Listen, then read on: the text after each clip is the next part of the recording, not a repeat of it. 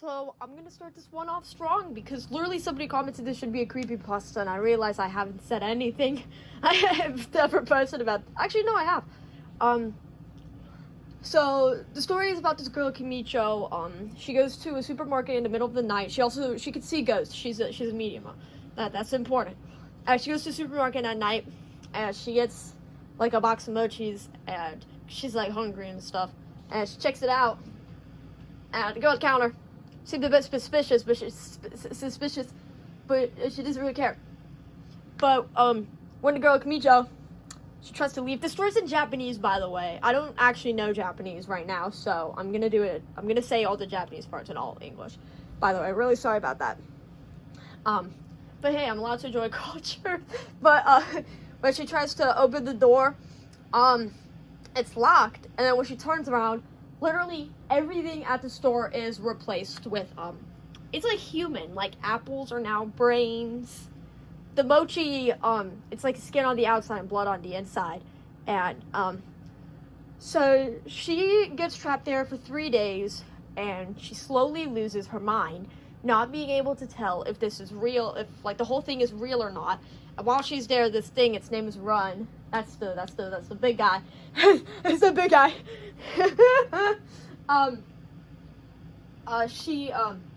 She's like watching her the whole time, and now and then she gets noticed by Kimicho. She's kind of hiding, and eventually on the 3rd day, she starts to kind of lose her mind because she was dehydrated by now. She's like about to like die of dehydration. So despite her not touching anything, she gets a bottle of Ramun. I think it's Ramun. And yeah, she gets a bottle of that.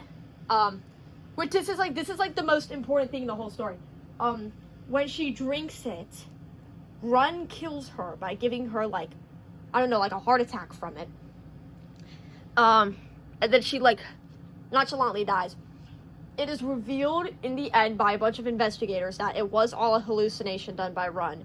And Run's backstory was she was this girl called Yunmei, and she had a deformed mouth, and she was super insecure about herself. So I don't really want to say how she dies. I'll just say that yeah, I'm not gonna say it. I'm really sensitive to this topic to the point I can't even say it. I'll probably get demonetized. So yeah.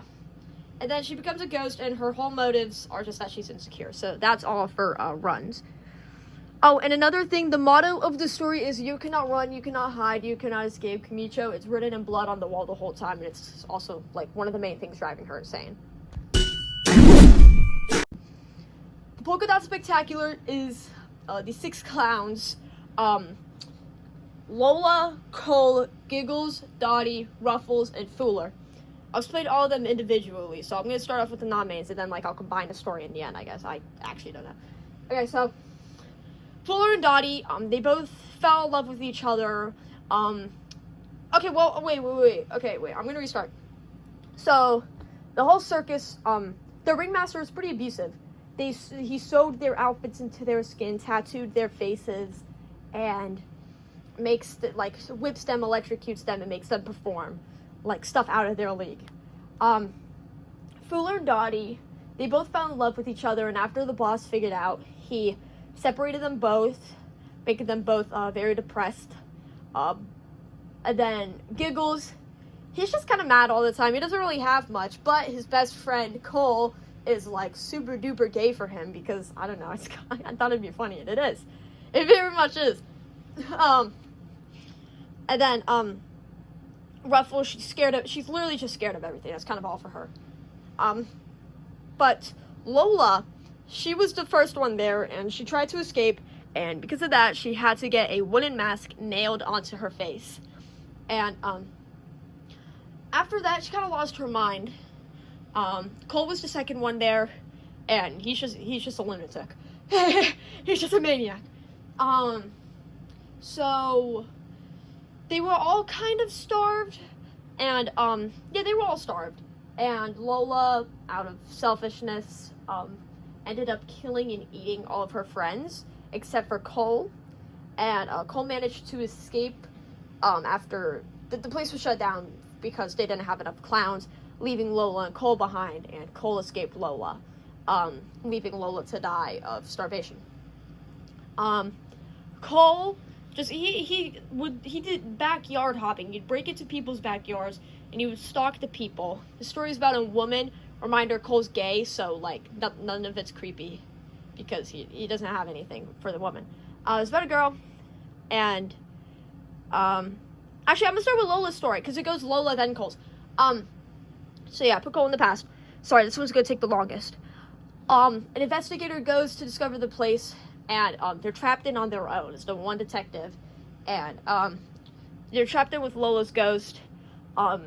Lola switches personalities throughout all of the clowns. Dissociative identity disorder. She gets that.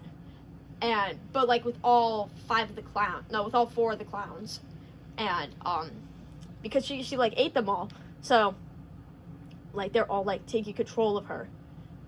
Kind of. I mean, she just has DID, but that's like what it is in her kind of dead mind. And it's just really the detective trying to escape. And he does. And then now we're on to Cole's part. Yeah, Cole was stalking this girl, and she did some research on him because she didn't want to approach him directly. And when he did approach her, she figured out enough so that she fled and went to like the circus, the Polka Dot Spectacular, so that yeah, I don't have much on this. I don't really have much on their story. But all I know is that he fights it out with Lola. Lola wins. Yeah. That's kind of all for theirs. Xander, he's my number 1 favorite. So, he was this witch, but he calls himself a god. And, he withered his parents' gardens and started killing people in his neighborhood. Well, in his village. Town? I don't know. Because, like, nobody was really nice to him because, well, they tried to execute him. He was a witch. And this takes place during the 1700s. So, because he didn't die from the execution, they trapped him in a 16-foot hole. Yes, I know that. And, yeah, he kind of goes in and out. But the main story is of this victim named Catherine. She's awesome, by the way. And, she falls for his manipulation by getting a cursed book, which he figures out that she's the one that he needs to speak to. And tries to persuade her, and she falls for it. Takes it out. And obviously he was a liar. He lied. He's not a good guy. He lied that he was a good guy. Sorry. And no, he's not a good guy. And then for the fun of it, he decides to torture Catherine. So starting off, it was a Thanksgiving family dinner, and he possesses the aunt and uncle to say horrible things to and about Catherine, which, though it was him who made them say all that stuff, that was his motive to, and his excuse, it was his excuse to kill the aunt and uncle, which would have typically made the mom and dad depressed.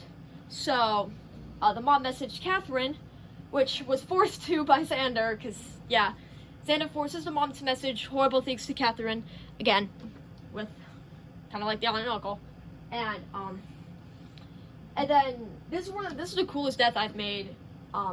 He kills the mom anyways by like data moshing. If you don't know what it is, I don't care. Like his hand like through her head, kind of like no clipping, back rooms type shift, but like his hand into her head and she dies from that.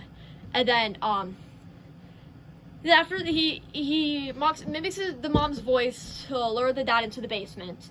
And when the dad comes in the basement, he figures out that the wife is dead, and Xander ties him up. Then mimics the dad to get Catherine there, and when Catherine actually does go, he kills the dad right in front of her. And that's after all of that, that's what motivates Catherine. So yeah, all the deaths are for a reason to motivate Catherine. Catherine gets pissed off at Xander for it, quotes Martu, and then Loki tricks his ass and throws him back into the hole. And then that's the end for their story. So, this one is Faulty Angel and Benjamin. So, Angel, he was kind of this thing. He didn't really have an identity yet. But all he knew was that he was from a forest, and he kind of resided nearby a church. And he always overheard church and used the description of angels to try to like fool the people in the church to trusting him. And I don't really know what he would have done afterwards, but it would have been evil, nothing sexual, obviously. But when he did find the perfect form, nobody actually believed him, and they burnt him. That's why he has a missing wing. Whenever I remember to draw it, and that's why his face is like that. And now he kind of lost what an identity is, and he doesn't really know how to regain himself. But there was one guy that did believe him. His name was Benjamin. So he took Benjamin, kind of made sure like nobody would ever go back in church, kind of kept the church to himself. Took Benjamin, amputated his legs, locked him in a cage. Throughout all those years, him and Benjamin have been good friends, definitely. And but his group of 4 kids came, teenagers, while on a hike. They were led to there by a mysterious force, like dragged them over there, which was obviously Angel, like trying to like get them over there. He's like magical type shift, and but they all died. But one of them ended up like calling the cops. The police were called in time, and they left a note which made it look like Benjamin was the bad guy. So they arrested Benjamin and charged him 2 years in a mental asylum for insanity. Despite also like 4 freaking murders. I don't know, I talked to my really smart friend about this. I do not know anything about law. And, so yeah, really sorry about that. So, if anybody wants to actually tell me if it's accurate or not, or what his real punishment would be, that would be, good to the story, please let me know in the comments. You also feel free to let me know if it's good enough already. So yeah, they accused Benjamin of that, and he lost his mind in the mental hospital. When he went back, he wanted to prove that the angel was real. And he did. He got the footage of the angel killing the people, and, then Angel got mad, slimed out Benjamin. I don't, why did I say slime out? I don't know, but he killed Benjamin. And, yeah, he just kind of roams around now. Sweetie was this girl raised horribly wrong by her parents. They would abuse her, abuse others, and call it tough love, which made Sweetie think that the more you hurt somebody, the more you show that you love them. So as people started moving in, they all got reports of going missing, or reported that Sweetie was insane. So as any normal human would do, they made a show off of her, like a reality show. She didn't kill anybody at that time, but they made a contract with the police. I know this isn't logical at all with law. Don't correct me on this. I literally couldn't care less. So yeah, they made a show off of her. She did start healing whenever they'd make her mad, but this boy named Anthony was on there. Oh yeah, I forgot to mention that people would only join the show for home, money, stuff like that, but Anthony joined because he really wanted to find true love, and he really felt a connection with Sweetie, and obviously with Sweetie being the person that she is, she felt an instant connection with him, and he turned out to be the only person that actually ever loved her. And as that continued out, Anthony figured out more about the show and how they've ruined Sweetie's life. And out of sympathy for Sweetie, he tried to announce it to the public, and the show got canceled, meaning that the deal with the police got canceled, and Sweetie was shot on the spot for all of her crimes. And yeah, that's pretty unfortunate. Nothing really happens with Anthony after that. Obviously, he goes into depression, but yeah. Their lore is also a bit, unsteady. I'm still, working on it a bit. So, yeah, but this is Sunman and Lana. So, the Sunshine Restoration and Recreation Center, was a restoration and recreation museum to help teach people and kids on how to save the Earth. And their mascot was this big sun robot named the Sunman. Fun fact, I actually figured out that Dr. Nowhere made a character, the Sunman, after I made the Sunman, and I had an existential crisis over it, but I kept his name at the end. Anyways, Sunman, he somehow became sentient. He was sentient. He had feelings, and the only person out of everybody there who believed him was a girl named Lana. Lana, she understood his feelings, would talk with him about it, and she was the only one that actually cared for him. But since she was the only one out of hundreds of people, this kind of made him crazy.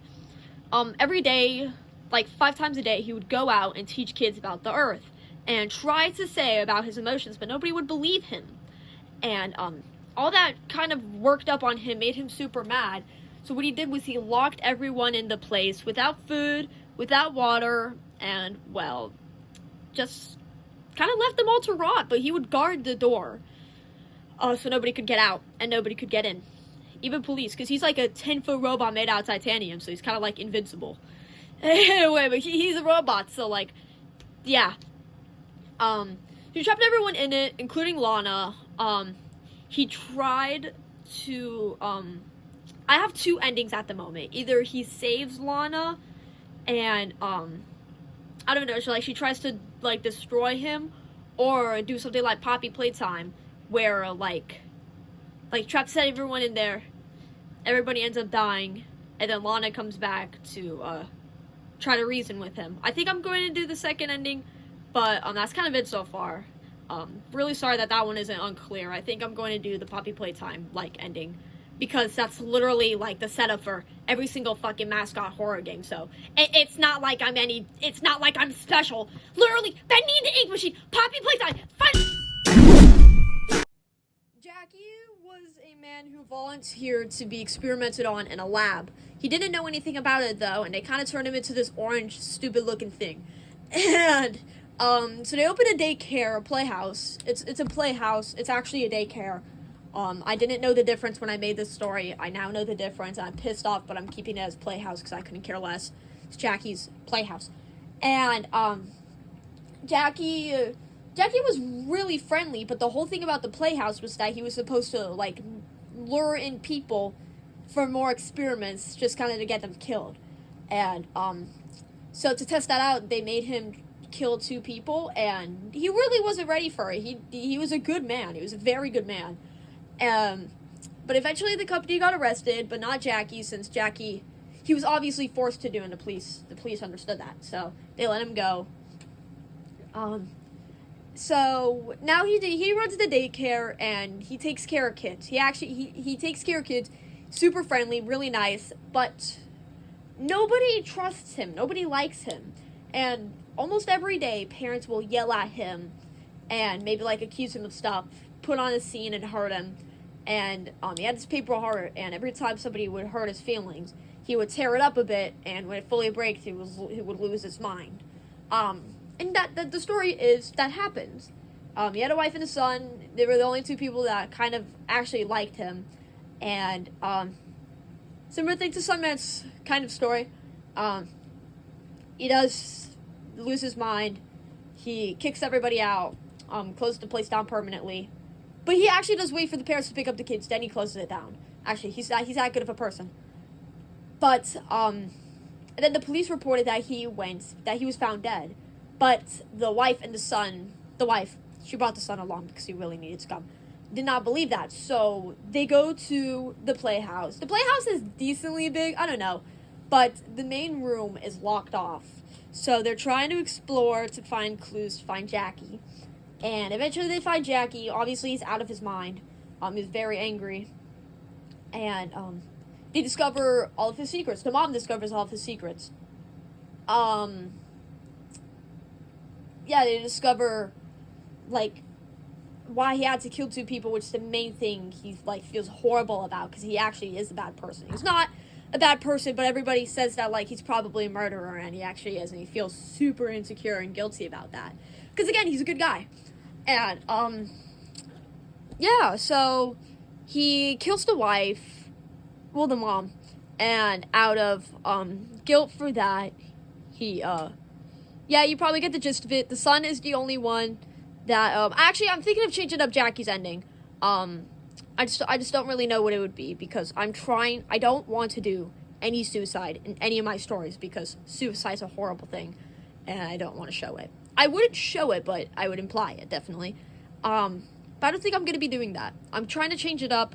So, for now, Jackie's death, is to be decided. And, the sun escapes. That's all I know. And, that's kind of all I got. Alright, now we're finally on a fully finished story. Not only that, but it actually is a fully finished movie, so I got their full lore. I hope I can remember it by mind, though I'm doing all this by mind. And I got, like, short-term memory loss, like freaking Dory, so, yeah, this is a bit challenging for me. A bit, though, because I love them all.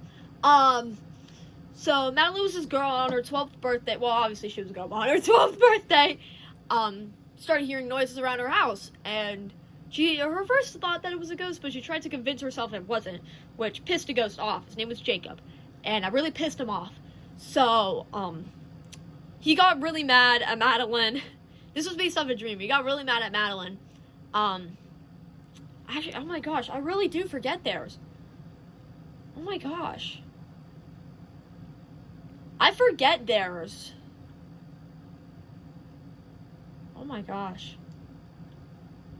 Uh-oh, guys. I forgot theirs. I'll be Oh, and the actual reason why Jacob killed Kate is because Kate tried to exorcise him and failed, obviously, and he got mad. Okay, so, this part might be a little bit messy because I'm, like, stop recording to go look at the lore because I actually totally forgot it after I wrote it all. I don't really focus on his character much, and after I wrote it, like, it completely, like, blanked out of my mind. Though I did finish Xander's, it's only because I actually love Xander. So she goes to school, and she's talking to her friend about it, and her friend's like, I have an Ouija board, maybe we can meet at your grandma's, we can use the Ouija board. So they do, and Jacob communicates to the Ouija board. He says, like, he died from starvation, he wants to kill. And, Madeline's caught by a grandma, super scared.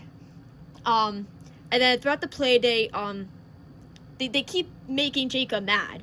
So, Jacob low-key kills Kate, which is Madeline's friend, and she's talking to grandma. He pretends to kill Kate, actually. Kate lives, I think. No, Kate dies later. He pretends to kill Kate, and then Kate dies later. Yeah, and she's cried to the grandma, and the grandma's like, okay, well, I'm gonna go take you home to mom. So, takes her to mom, and Jacob's pissed off still, and, he's really jealous that she has a mom, and he doesn't. So, I gotta go look. So, since that, he makes the dad get into a car crash, and, that makes the mom give Madeline to go to the aunt and uncle's house. But the thing is, the aunt and uncle know about the ghost, and so they try to kill Madeline. But before they could kill Madeline, Jacob kills them, which starts to reveal some more nature. And then, then when she's leaving, the grandma picks her up from the aunt's house, and, ends up having to drop her off back at the mom's, and Jacob tells her, like, you need to burn this place down with your mom in it. And, Madeline really doesn't want to do it, but Jacob ends up, making her do it, sorry. And, she figures out everything. Jacob was actually her brother, who was horribly abused by the family, and, is here for revenge. And, he only wants her to burn the house down, once the mom can finally get what she deserves. And two, so Jacob's soul could be freed. So, after, like, terrorizing Madeline, she actually does it, and she burns the place down. And, Jacob's freed. Madeline gets a happy ending because, she gets adopted by her grandma. And, okay, so Dante he worked in the, cartel? Yeah, he worked in the cartel. Sorry, I'm debating between mob or cartel. I think it's cartel.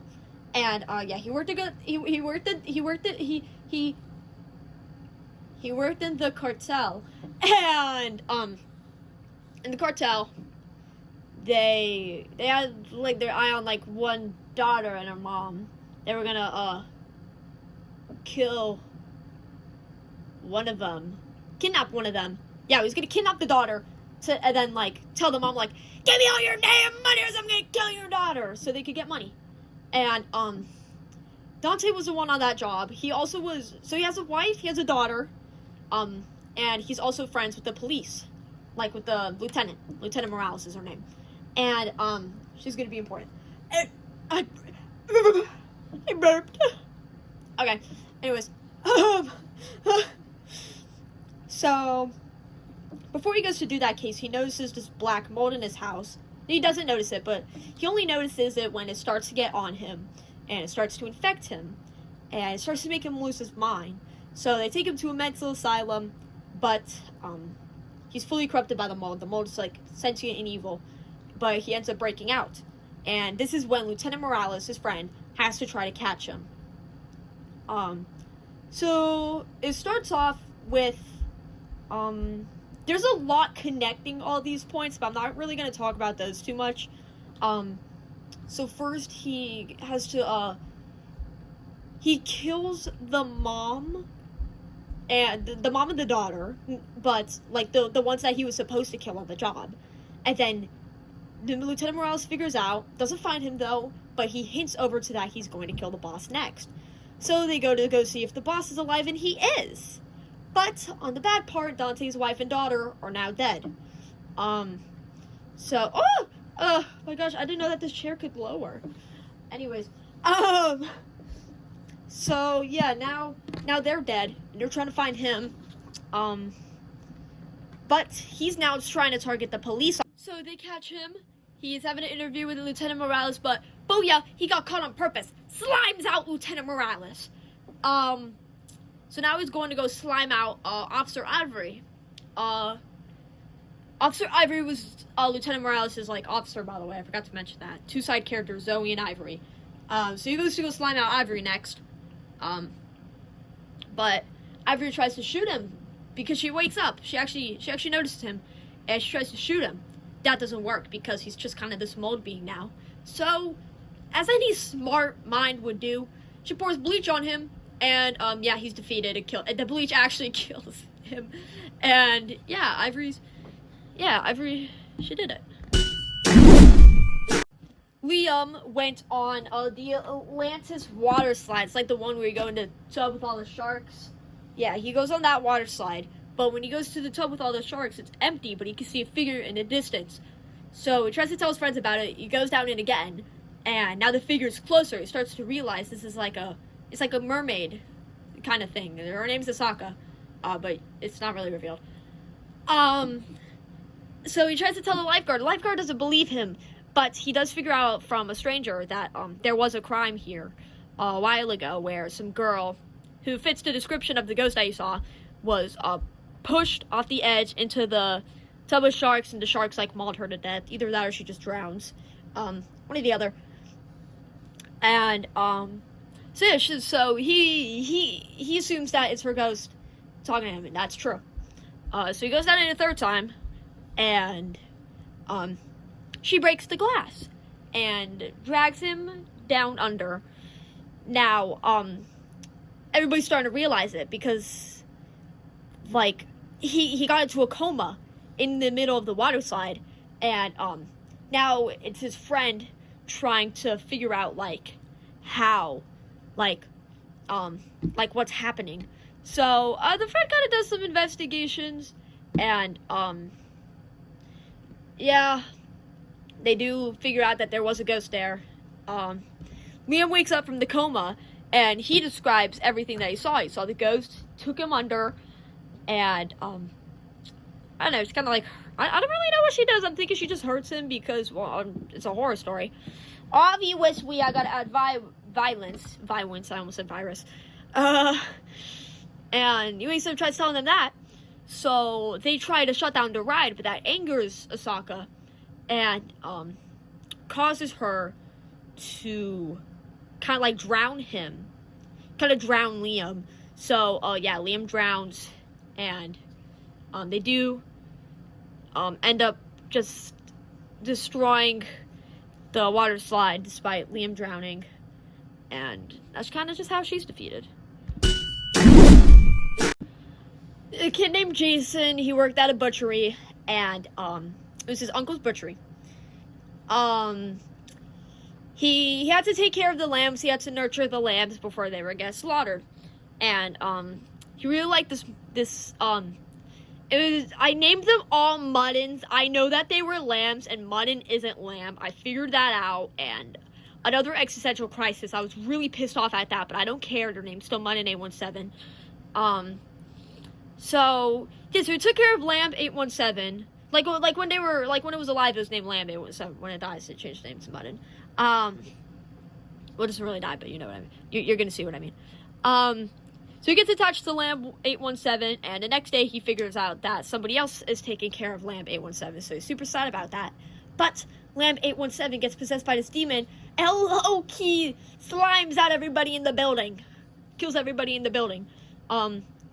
Jason's mom works with him, my bad. Locks him, I forgot to mention. Locks him in a room, and he lives the massacre. But he's not sure if his mom did. So he goes out, he's looking for his mom, and he finds Mutton 817. Now it's Mutton 817 because it's possessed, and I'm weird. And the mom's there too. The mom knocks out 817. And now they have to escape. So since she thinks Mutton 817's knocked out, she leaves Jason on his own. And Mutton 817 turns out to not be knocked out. And chains him up. And by the way, his lamp's possessed by a demon, so obviously he has like human smartness at the moment. But the mom is going to try to find a weapon to break out of the place. And she finds this giant pig human thing, and that's when a few things are revealed. The uncle also tried to kill people and eat people because he was a cannibal. I don't know, it's really random. This is one of my oldest stories. And they made Scramby, which is the pig thing, to kill them, but Scramby was too good of a heart to ever do that. So so she asked Scramby, like, do you know where a weapon is? And Scramby points her to a weapon. In return, she lets Scramby out of his cage, and he doesn't really know what to do from there on. But she finds the crowbar, and she also finds her son. Finds him chained up. So she tries to break him out of the chains. But Mutton 817 kills her before, she gets both the chains out, and then Mutton 817 kills her, and, Jacob runs, because he can't really do anything about it. He finds gasoline and a lighter, so, he burns the place down to, get rid of Mutton 817. There's a lot of burning down places in my stories. That's actually because the way to get rid of a demon is to burn their corpse. That's how you get rid of a ghost. Not demon, just ghosts. Demons are a type of ghost, actually. Is to burn their corpse. So, to free the ghost, you gotta burn their corpse. So that's why I keep doing that. But Scramby's still in the building. Scramby actually just breaks the wall down. And, they both get a happily ever after. He, has Scramby. Scramby has him now, and they become good friends. Rabbies, Bailey, and Halsey. These are all, three main characters, because it's going to be, 2 movies, because I don't know if you know or not, but I'm writing movies. I have 2 done already. And, so they're going to be 2 movies. And Bailey's the first main character, Halsey's the second, and obviously Rabbi's the main antagonist of both of them. Not really obviously, I don't know why I said that. So, Bailey, she's this medium. She can see ghosts. And she's friends with this ghost at a playground named, Rabbi's. Rabbi's is nicer for the most part.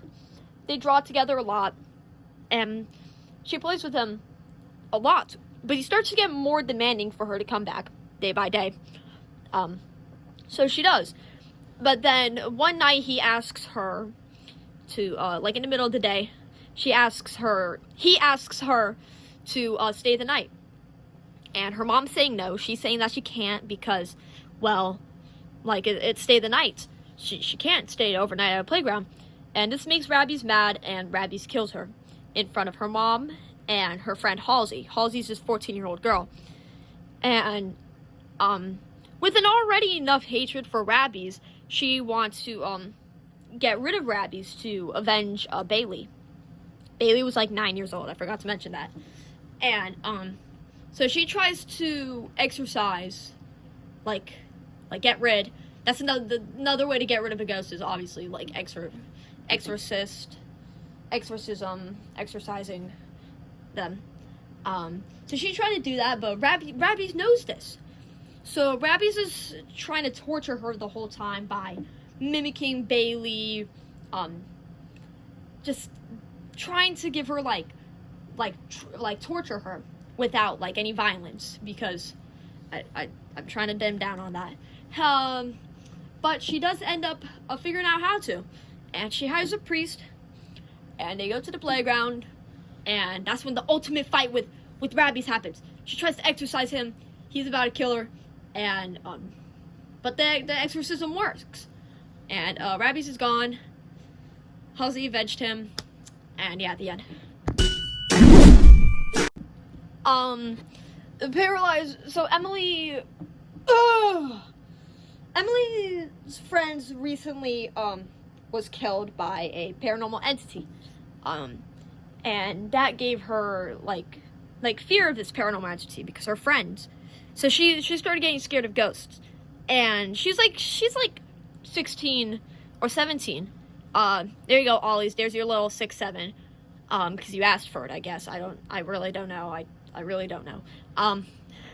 So her friends, they try to tell her like, oh, you should get a night shift at a graveyard to face your fears. Also, because her friends were like not enabling her, like bad. So she ends up doing that. She has a week night shift there, and every night she notices something approaching her. On Wednesday, she finds her friend's grave, and she finds her friend's old necklace on that grave. That's going to be important very later on. And finding that necklace is what triggered the ghost who killed her friend, the Paralyzer. So the Paralyzer starts making herself clear, and she starts noticing this ghost. And the boss of the place, his name is Xavier. He was friends with the Paralyzer. Her name was Emily. What